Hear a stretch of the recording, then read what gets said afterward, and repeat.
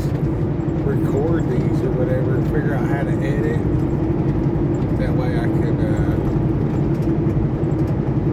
just make these epic background scenes. You know what I mean? How people do that AI, there's something behind them or whatever like that. So they can just be doing their thing. And then just like, you know, like they're on the screen or whatever, they're sitting at their desk, and then in the background, they have like the reality.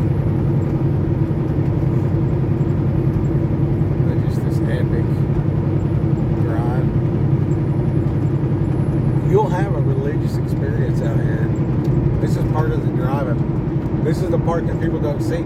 It's almost like it's like you're driving, so it's cool because you're in this big truck and you're doing stuff, right? And then like, you know, I just watched Mel Gibson and Joe Rogan podcast. Highly recommend that.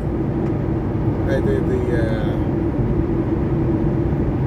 how amazing it is to see, you know, this grand world that God has created, and to consider the concepts and stuff of like, why did God do it and all this kind of stuff, you know, and that stuff will just cross your mind when you start seeing these giant mountains. They're majestic, you know, and just how did it all get here, you know? How did these rocks just clump together in space? And then there's so much more water than there is Earth. I heard a guy say they should have named it water instead of naming it Earth, because the volume of water is so much greater than the volume of dirt and rocks. And then you hear tell of the stuff like how God pushed the earth up out of the water. And then you go to some place like Salt Lake City, which is just this, you know, grandiose inland sea. You know, obviously, like, it raised up and there was, like, you know, saltiness or whatever, and all the water dried out, and then that's what's left over. And then a guy like me, you know, always interested in, like, you know, how do you make gunpowder? They just see these big fields out here where they water the mineral and then pump the water out into these big ponds, and then just let the water evaporate off of it and get the resource and make like gunpowder and all kinds of stuff, you know. So it's extremely cool to see these things and to have these thoughts. You know, it's almost like a monk-like quality, you know, because like, you don't really have running water in the truck, but like you can totally just go in the store, and then like the store has a shower and everything, so, you know, it's not that big a deal.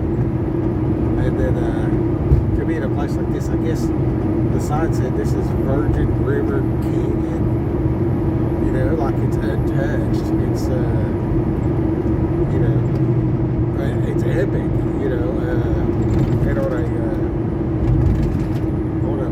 biblical scale of wow, you know, it's just so cool to be a part of this thing called life.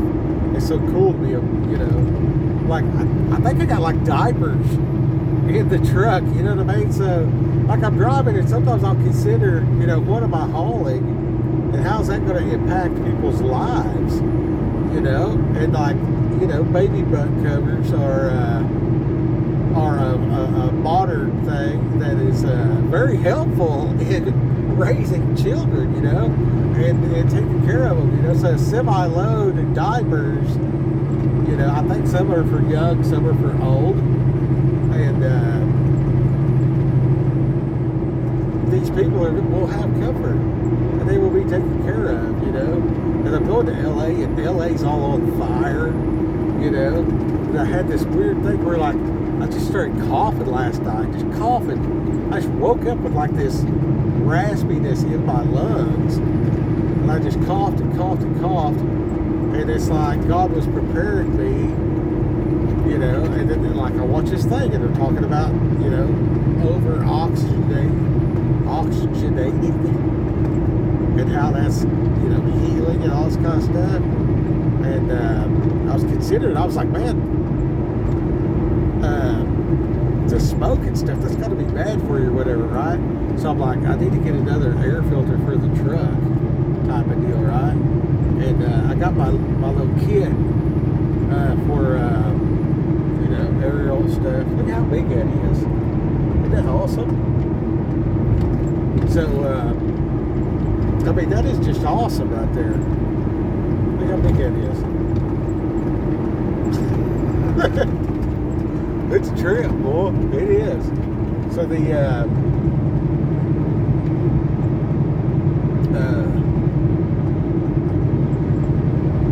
like the deep breathing techniques and stuff like that, and then like getting these vitamins and stuff like that, and learning like how to grow telomeres, and you know how to through autophagy release the stem cells in my own fat, and do these high intensity training sessions and stuff like that, and but then to see this stuff about recovery, and to hear Joe Rogan talk about, you know, increasing his vitality in life, and Mel Gibson talking about his vitality in life and stuff that they've been through, that they've personally experienced, because like they're not these scientists or doctors or whatever. It's just dudes talking.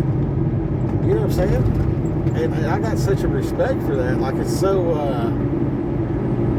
amazing to me that the average person can have this deep conversation about, you know, God, creation, and all these things, and be able to have a comprehension for that. And when you consider that, and you think about things like the Grand Canyon, and then you're actually, you know, like living like in a truck with this minimalistic thing, and then trying to read your Bible, trying to work out, trying to cook for yourself, trying to be on time to where you're going, keep the clocks right and all this kind of stuff, and check all the boxes necessary. It's just how do you keep all that going? You know what I'm saying? And it's like the human mind, like the humans. You know, in the Bible it said that humans are the crowning creation. Why? Look at this. That is on the 0.5 setting. You know what I mean? We're at the, you know, the elevation right here is 2,000. There's probably 4,000 on top of that hill. And here's that's what I'm saying. Like, dude, I would have to lean forward and try to, you know, get a good look to see the top of these things where I'm actually beside it. And it's just a wow type of thing, and it's humbling, and the gratitude and stuff, and then knowing that all this enormous stuff, and then thinking about, you know, how God created this and everything, and then knowing that God can heal our bodies and stuff, and in a supernatural way, and knowing that these,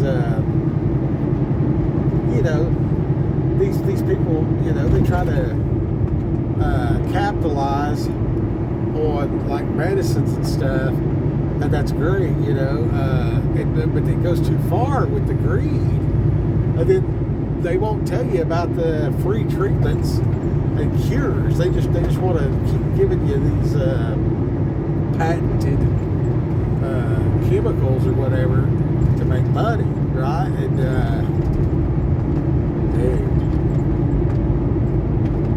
seeing the good versus the evil in these situations, it's just enormous. And then being out here and doing the workouts and drinking the water, and then, you know, taking the cold shower. It was 18 degrees yesterday, and I took that shower and everything, and then I came out to the truck, talked to the guy for quite a while on the way out to the truck, and it was pretty good, but even then, seeing that here's a guy, you know, that's from California, in Utah, on his way to work and all this kind of stuff, and then the concepts, and just seeing how ingrained in the modern life some of these people are, and their inability to break away from the system. You know what I mean? Like, they're so ingrained in the system that it's impossible. It's not possible for them to break away. And you see that chain that binds them. You see that they're so addicted to the city that they couldn't come out here and live. You know what I mean? They can't. They can't make it. You know what I mean? And they're like how much is lost in that? How much is lost in that inability to be independent? And to show them some hills in the woods. They talk about clean water. I've talked to people about clean water that you can swim in and just take a drink of it. And people are just astonished. And who did not just drink out of a river 150 years ago? Everybody just drank out of the river. And when I explained to this guy, when you filter the water, you take the minerals out. And you need the minerals to make your bones.